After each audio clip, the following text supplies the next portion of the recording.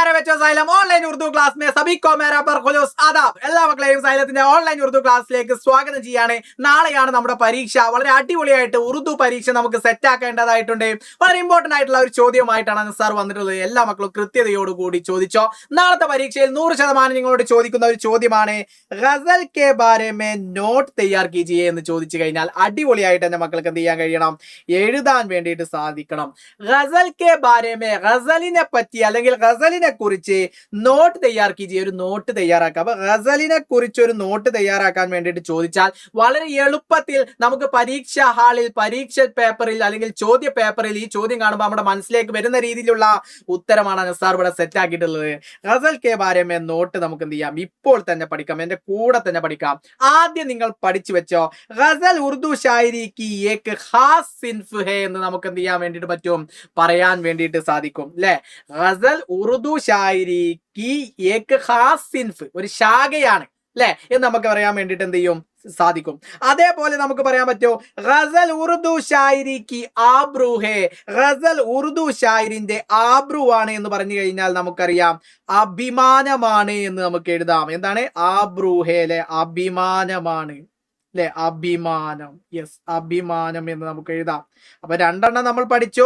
ഗസൽ ഉറുദു ഷായരി കി ഏക് ഖാസ് സിൻഫ് ഹേ, അതേപോലെ ഗസൽ ഉറുദു ഷായരി കി ആബ്രു ഹേ, രണ്ടെണ്ണം നമ്മൾ സെറ്റാക്കി. മൂന്നാമത്തേത് എന്റെ മക്കൾ നോക്കിക്കോ, ഗസൽ ഇഷ്കി കി കഹാനി ഹേ, ഗസൽ ഇഷ്കി കി കഹാനി ഹേ, സ്നേഹത്തിന്റെ കഥയാണ് അല്ലെ. സ്നേഹത്തിന്റെ കഹാനി എന്ന് പറഞ്ഞാൽ കഥ അല്ലെ. അപ്പൊ ഇത്തരത്തിൽ നമുക്ക് ഇതൊക്കെ നമുക്ക് പെട്ടെന്ന് ഓർത്ത് വെക്കാൻ പറ്റും. ഗസൽ ഇഷ്കി കി കഹാനി ഹേ സിമ്പിൾ ആയിട്ട് നമ്മൾ കാണാപ്പാടം പഠിക്കാതെ തന്നെ നമ്മുടെ മൈൻഡിൽ സ്റ്റോർ ചെയ്യുന്നതാണ്. അതേപോലെ നോക്കൂ, മോസ്റ്റ് ഇമ്പോർട്ടന്റ് ആയിട്ട് നമ്മൾ അറിഞ്ഞിരിക്കണം, ഗസൽ കെ പെഹ്ലാ ഷേർ കോ മത്ലെ കഹത്തെ ഹൈ അല്ലെ. ഗസൽ കെ പെഹ്ലാ ഷേർ എന്ന് പറഞ്ഞാൽ, പെഹ്ല എന്ന് പറഞ്ഞാൽ എന്റെ മക്കൾ മനസ്സിലാക്കിക്കോ, ആദ്യത്തെ, ഷീർ എന്ന് പറഞ്ഞാൽ വരി. അപ്പൊ ഗസലിന്റെ ആദ്യത്തെ വരിയെ നമ്മൾ എന്ത് പറയുന്നു, മത്ലെ കഹത്തെ ഹേ, മത്ല എന്ന് പറയുന്നു.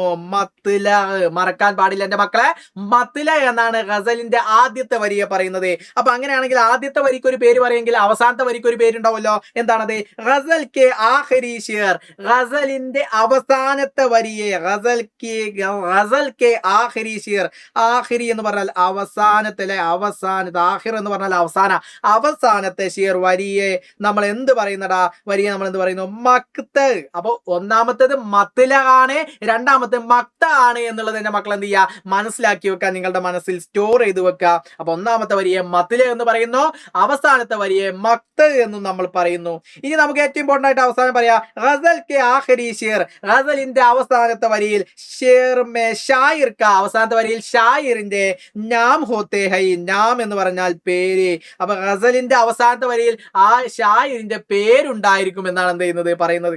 അപ്പൊ നമ്മൾ എന്ത് ചെയ്തു, നമ്മൾ ഏകദേശം 6 പോയിന്റുകളാക്കിയിട്ട് നമ്മൾ പഠിച്ചു. നമുക്ക് 5 മാർക്കും 4 മാർക്കും ഒക്കെ സിമ്പിൾ ആയിട്ട് നേടാൻ ഈ പോയിന്റുകൾ എന്റെ മക്കൾ പഠിച്ചു വെച്ചാൽ മതി. ഒരിക്കൽ കൂടി അനസാർ വായിക്കാം. ഗസൽ കെ ബാരെ മേ നോട്ട് അല്ലെ, ഫസ്റ്റ് നമുക്ക് എഴുതാം, ഗസൽ ഉറുദു ഷായരി കി ഏക് ഖാസ് സിൻഫ് ഹേ, ഗസൽ ഉറുദു ഷായരി കി ആബ്രു ഹേ, ഗസൽ ഇഷ്കി की कहानी है, गजल के पहला शेर को मतले कहते हैं, गजल के आखिरी शेर को मक्ते कहते हैं, गजल के आखिरी शेर में शायर का नाम होते हैं. ഇത്തരത്തിൽ എന്റെ മക്കളെ എഴുതി കഴിഞ്ഞാൽ ഈ നാളത്തെ പരീക്ഷയിൽ 5 മാർക്കോ 4 മാർക്കോ ഷുവർ ആയിട്ട് എന്റെ മക്കൾക്ക് കിട്ടും എന്നുള്ള കാര്യത്തിൽ യാതൊരു സംശയവുമില്ല. കൃത്യമായിട്ടാണ് സാറിന്റെ മക്കൾ പഠിച്ചു പോയിക്കോളൂ, നിങ്ങൾക്ക് നാളത്തെ പരീക്ഷയിൽ ഉപകാരപ്പെടും എന്നുള്ളതാണ്. ഓക്കെ, അപ്പൊ നമ്മുടെ ഇന്നത്തെ മെഗാ മാരത്തോണിലൊക്കെ എല്ലാ മക്കളും പങ്കെടുക്കുക. അഗല ക്ലാസ് में अनुसार फिर मिलेगा. सबका बहुत बहुत शुक्रिया. Bye bye.